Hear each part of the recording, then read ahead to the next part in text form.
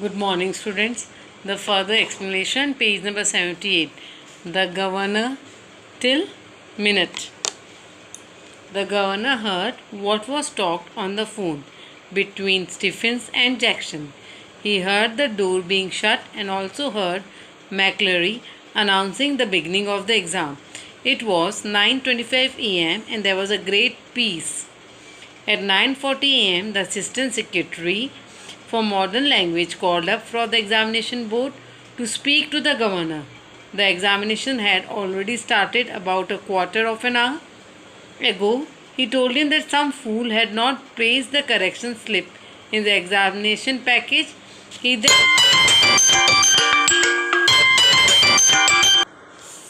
he then tried to seek help from the governor. The receiver assures him of help by directly connecting the call to Mr. Jackson in D Wing. Now, the further explanation was till page number 79 that could this be the reason behind his fear? The governor thought a line of thoughts came to his mind about the call being a fake call used to share some signal of secret message. He then cross-checked it by dialing the number of examination board. He heard the sound of continuous beep, which one hears if the phone is engaged. After a gap of 2 minutes, he heard some whisper. After a while, he heard McCleary giving instruction to the Evans in his heavy Scottish voice. He asked him to stop writing for a while, and he also instructed him to open page there. Here, he gave him some instructions as to make correction of the fourth word in 15th line. Now the further explanation, the governor till Reut. The governor listened and smiled because he has taken German as a language when he was in 6th class. He remembered about the adjective and so did McCleary. The minister pronounces the word sounded very impressive to the governor, but he thought there was a less chance of Evans being aware of the adjectives. Meanwhile, he received a call from the magistrate, civil officer who administered law court.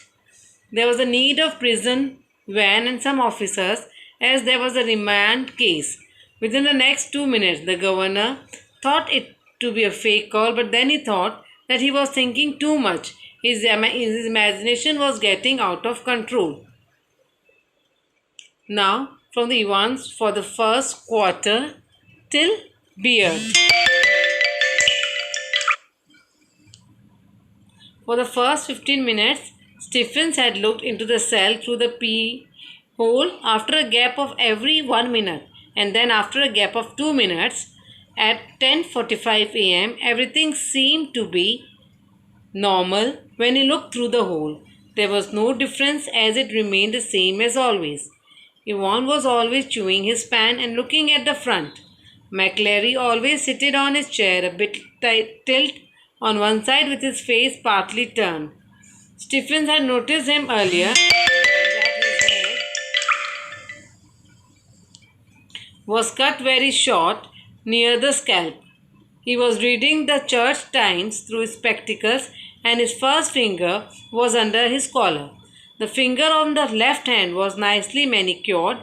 He was softly touching his black beard. Now, from at 10:50 till the last page, back at 10:50 am, the phone rang and after a while the governor found that he had almost forgotten about Evans. He then heard Evans seeking permissions from the supervisor to wrap a blanket around his shoulder as he was feeling cold there. McCleary allowed him.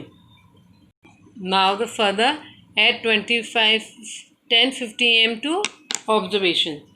At 10:50 am, Stephen was more than a little surprised to see a grey regulation blanket wrapped round Evans' shoulders, and he frowned slightly and looked at the examination more closely. These lines I am explaining you now. At 10:50 am, Stephens opened the peep hole and was surprised to see Yvonne sitting with a blanket on his shoulder It seemed strange to him and even thought of reporting Jackson for this new change he had noticed. He again looked at him and noticed that Evans pulled the dirty blanket close to himself. Now, Stephens was getting doubtful about Evans. He even thought that he could harm McClary by suffocating him with his blanket. But then he told himself that he should not behave so foolish, as there is no sun on the side of a prison, not even in the summers. At 11:20 am, now this one at 11 am till more. At 11:20 am, once again the governor's phone rang. Meanwhile, McClary told Evans that only 5 minutes were left for the exam to be completed. Governor was still doubtful about something, but he went to receive a call. Now at 20 am till exchange. At 11:22, Jackson shouted to Stephens as the governor wanted to talk to him. He ran up and listened carefully to each and everything ordered to him. It was his duty to accompany McClary to the main gate of the prison. Stephens had to be fully assured about Evans' cell being properly locked. When McClary leaves at 11:25 am, the governor had the final talk between Evans and the McClary. McClary asked Evans to stop writing. Now till over I will be explaining you. Okay, this is the important paragraph. McClary asked Evans to stop writing. He also told him to arrange his sheets in order. Then the sound of the movement of chairs was heard. Evans said thank you to McClary. He inquired as to how his exam was. Evans replied that it was too bad.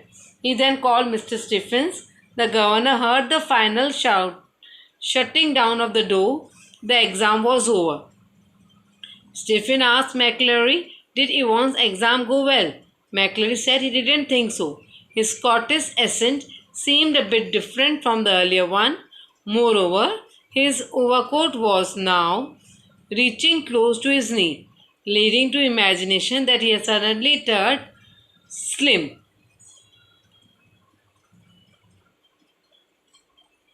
Now I am explaining you. Stephens till bolt. Convince means assure. Belated means late. Stephens was happy as the governor chose him over Jackson to accompany McClary of the premises. Everything was done fine this day. He thought he stopped him from going to the canteen for an overdue cup of coffee. He wanted to see Yvonne for last time. It seemed to him like a TV program in which the lady is never sure of locking the door before going to bed, and she would get up 12, 15 or even 20 times to check the bolts. Thank you, student.